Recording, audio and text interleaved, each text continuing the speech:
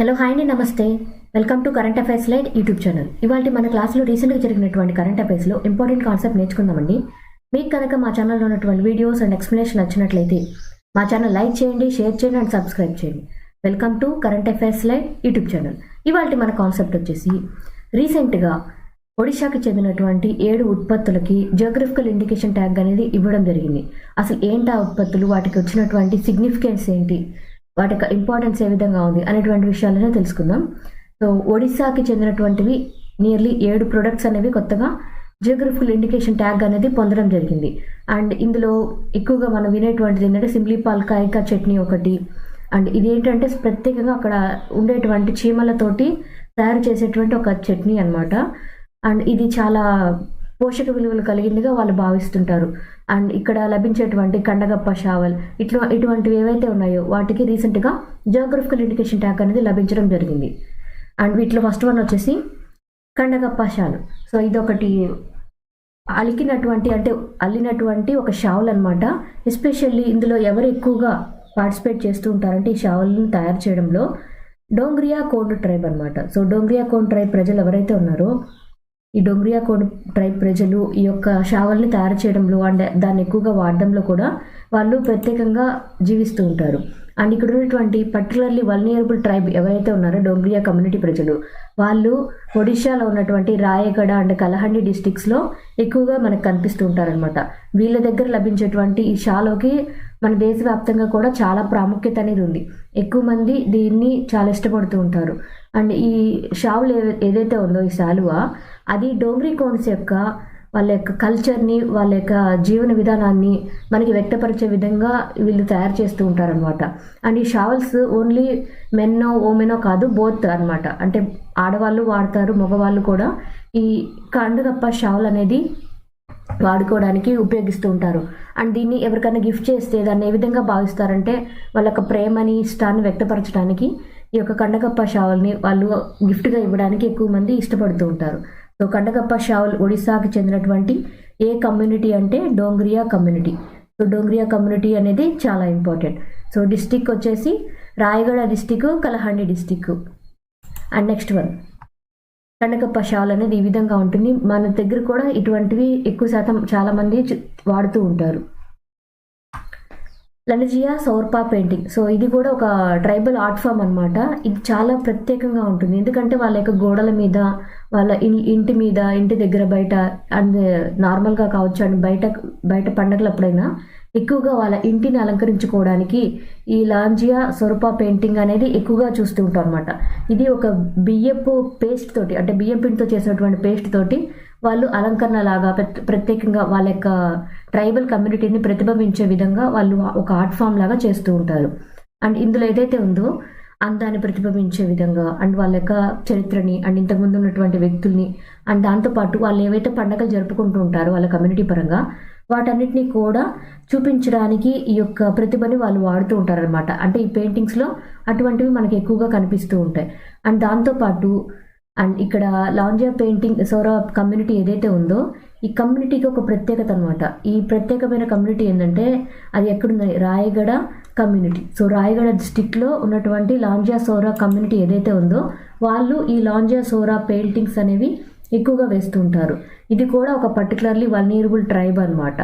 And ఇవి ఏవైతే ఉన్నాయో అవి మురల్ పెయింటింగ్స్, అంటే ఇవి గోడ మీద ఎక్కువగా కుడ్య చిత్రాలుగా ఉండేటువంటి పెయింటింగ్స్ అనమాట. వాళ్ళ యొక్క మట్టితో అలికినటువంటి గోడలు ఏవైతే ఉంటాయో వాటి మీద బియ్యం పిండి పేస్ట్ తోటి వాళ్ళు అలంకరించడానికి ఎక్కువగా ఇష్టపడుతుంటారు. సో ఇవి ఏ విధంగా ఉంటాయంటే ఈ విధంగా అనమాట. అంటే వీటికి కూడా ఒక ప్రత్యేకత అనేది ఉంది. వాళ్ళు పంటలు పండించడం అండ్ ఆడుకోవడం, వాళ్ళు పెళ్ళిళ్ళు చేయడం, ఇటువంటి వాళ్ళ యొక్క సంస్కృతి కళలు ఏవైతే ఉంటాయో వాటిని తెలుపుతూ వాళ్ళు ఒక ప్రత్యేకంగా వేసేటువంటి కుడ్య చిత్రాలు అనమాట లాంజియా సౌరా పెయింటింగ్. సో వాళ్ళ యొక్క కమ్యూనిటీ ఏంటంటే లాంజియా సౌరా కమ్యూనిటీ కాబట్టి వాళ్ళ పేరు మీదగానే లాంజియా సౌరా పెయింటింగ్గా ఈ యొక్క దీనికి కూడా జే ఇంటిగ్రేషన్ ట్యాగ్ అనేది లభించడం జరిగింది. ఎక్కడ ఉంటారంటే రాయగడ డిస్టిక్ ఒడిస్సాలో ఉంటారు. కోరాపుట్ కాలా జీరా రైస్. సో జీరా రైస్ అనగానే ఇది జీలకర్ర అనుకోవద్దు, ఇది జీలకర్ర సంబంధించింది కాదు. ఇది నల్లగా ఉండేటువంటి బియ్యం అనమాట. అండ్ దీనిని ఏదైనా ఎందుకు ఇలా డిస్క్రైబ్ చేశారంటే నల్ల జీలకర్రని మనం ఎక్కువగా చూస్తుంటాం. ఇది అచ్చం నల్ల జీలకర్ర లాగే ఉంటుంది, కానీ ఇవి బియ్యం అన్నమాట. బాగా టేస్ట్ వైజ్ కావచ్చు, అండ్ వాటి యొక్క అరోమా అంటే వాటి యొక్క స్మెల్ కావచ్చు, టేస్ట్ కావచ్చు, అండ్ టెక్స్చర్ పరంగా, న్యూట్రిషనల్ వాల్యూ పరంగా ఇవి చాలా బెటర్ అన్నమాట. అంటే మనకి లభించేటువంటి బియ్యం రకాల్లో మనం ముడి బియ్యం చూస్తుంటాం, ఎర్ర బియ్యం చూస్తుంటాం. ఇవి అన్ని ఒక్కొక్క రకమైన పోషకాలు ఉంటాయని చెప్తాం కదా.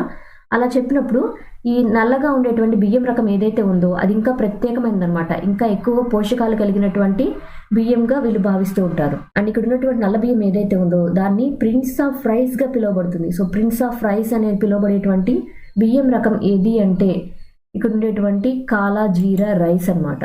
అండ్ ఇక్కడ ఉన్నటువంటి రైస్ ఏవైతే ఉన్నాయో అవి మనకి లభించేటువంటి జీలకర్రని పోలి ఉంటాయి కాబట్టి వీటిని కాలా జీరా రైస్ గా పిలుస్తూ ఉంటారు.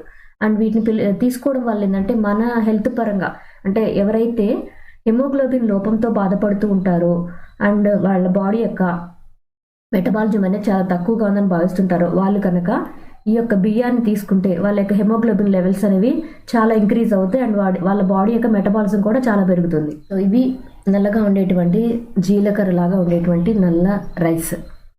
ఇవి కూడా ఒడిశా డిస్టిక్కి చెందినవే. వీటిని ఈ మధ్య కాలంలో జిఐ ట్యాగ్ అనేది లభించడం జరిగింది. And next one Nayagarh Kanteimundi brinjal. So ఇవి ఒక ప్రత్యేక రకమైనటువంటి వంకాయలు అనమాట. బట్ దీని యొక్క వెరైటీ ఏంటి అంటే దీని యొక్క ప్రత్యేకత ఏ విధంగా ఉంది? మనం చూసేటువంటి వంకాయలు ఎక్కువగా పర్పుల్ కలర్లో లేదా గ్రీన్ కలర్లో ఉంటాయి. ఇవి పర్పుల్ అండ్ గ్రీన్ కలర్ కాంబినేషన్లో ఉంటాయి ఈ వంకాయలు అనేవి. అండ్ వీటిలో ఏంటంటే వాటి స్టెమ్స్కి అంటే వాటి కాండాలు ఆ యొక్క కాయకు ఉండేటువంటి అంచులు కానీ ఎక్కువగా ముళ్ళతోటి నిండి ఉంటాయి అన్నమాట. అదే వీటి యొక్క ప్రత్యేకత. ఇలా ముళ్ళతో ఉండటం వల్ల ఏంటంటే అవి ఎక్కువ శాతం ఎక్కడన్నా ఇన్సెక్ట్స్ కానీ పురుగులు కానీ వాటిని ఆశించినప్పుడు వాటిని ఎక్కువగా రావన్నమాట. సో అందువల్ల ఆర్గానిక్ పంటలాగా కూడా ఈ బ్రింజాల్ రకం అనేది ఎక్కువగా ప్రసిద్ధి చెందింది. అండ్ ఇవి ఎక్కువగా రౌండ్ షేప్లోనే ఎక్కువగా లభిస్తూ ఉంటాయి. దీనిలో ఉన్నటువంటి వేరే రకాల కన్నా కూడా ఇవి ఎక్కువ విత్తనాలు కలిగి ఉంటాయి అన్నమాట. వంకాయలో విత్తనాలు ఉంటాయి, బట్ ఈ రకం ఏదైతే ఉందో వంకాయ పంట అందులో ఎక్కువ విత్తనాలు అనేవి ఈ యొక్క రకంలో కలిగి ఉండటం దీని యొక్క ప్రత్యేకత. అండ్ దీని యొక్క యూనిక్ టేస్ట్ అంటే దీనికి ఉన్నటువంటి ప్రత్యేకమైన టేస్ట్ అండ్ దాంతోపాటు దీనికి వండటానికి కూడా చాలా తక్కువ టైం అనేది తీసుకుంటుంది అనమాట. అది దీనిలో ఉన్నటువంటి ఇంకొక ప్రత్యేకత. అండ్ ఈ ప్లాంట్స్ ఏవైతే ఉన్నాయో వాటికి ఉండేటువంటి ముళ్ళ వల్ల అండ్ వాటి యొక్క రకం వల్ల ఏంటంటే ఇవి ఇన్సెక్ట్స్ని తరిమి కొట్టే విధంగా ఉంటాయి. అంటే యాంటీ రెసిస్టెన్స్గా వర్క్ చేస్తూ ఉంటాయి. అండ్ వీటిని పండించడానికి కూడా చాలా తక్కువ రసాయనాలను వాడాల్సి ఉంటుంది. అంటే వీటిని ఆర్గానిక్ పంటగా కూడా చాలా తక్కువ రసాయనాలతోటి పండిస్తూ ఉంటారు. అండ్ ఇవి ఆ యొక్క వెరైటీ అనమాట. బ్రింజాల్ అనేది గ్రీన్ అండ్ పింక్ రెండు కాంబినేషన్లో ఉంటుంది. బట్ దీని యొక్క ప్రత్యేకత ఏంటంటే ముళ్ళతో ఉండినటువంటి కాండం అనేది దీనిలో ప్రత్యేకత. అండ్ ఒడిషా ఖజూరీగూడ. సో ఒడిషా ఖజూరీగూడ అనేది మన నార్మల్గా చూసేటువంటి తాటి బెల్లం అనమాట. బట్ దీని స్పెషాలిటీ ఏంటి? సో ఇక్కడ ఒడిషా ప్రాంతంలో ఖజూరీగూడ అనేది లభించేటువంటి బెల్లం, తాటి బెల్లం ఏదైతే ఉందో దాని యొక్క ప్రత్యేకత ఏ విధంగా ఉంటుందంటే ఇది చాలా బెటర్గా ఉంటుంది. టేస్ట్ వైజ్ ఒక న్యాచురల్ స్వీట్నర్గా ఉండేటువంటి ఒక ప్రత్యేకమైనటువంటిది. అండ్ దీంతో పాటు ఏంటంటే మనకి నార్మల్గా మనం తీసేటువంటి తాటి బెల్లం కన్నా కూడా ఎక్కువ టేస్ట్ అనేది కలిగి ఉంటుంది. అండ్ దీని యొక్క షేప్ నార్మల్గా వీటిని తయారు చేసేటువంటిది ట్రెప్జాయిడల్ షేప్గా తయారు చేస్తూ ఉంటారు. సో ట్రెప్జాయిడల్ షేప్గా దీన్ని ఎక్కువగా మనం చూస్తూ ఉంటాం అబ్జర్వేషన్లో. అండ్ దీని యొక్క అదర్ నేమ్ ఇంకొక పేరు వచ్చేసి ఏం పిలుస్తూ ఉంటారంటే పఠాలిగుర్. సో పఠాలిగుర్ అనేది దీనికి ఉన్నటువంటి ఇంకొక పేరు అనమాట. సో దీనికి ఉన్నటువంటి ఇంకొక పేరు ఏంటంటే పఠాలిగుర్. అండ్ ఇది నార్మల్గా మనకు లభించేటువంటి ఆర్గానిక్గా పిలువబడుతుంది. అండ్ దీని యొక్క కలర్ వచ్చేసి డార్క్ బ్రౌన్ కలర్లో ఉంటుంది.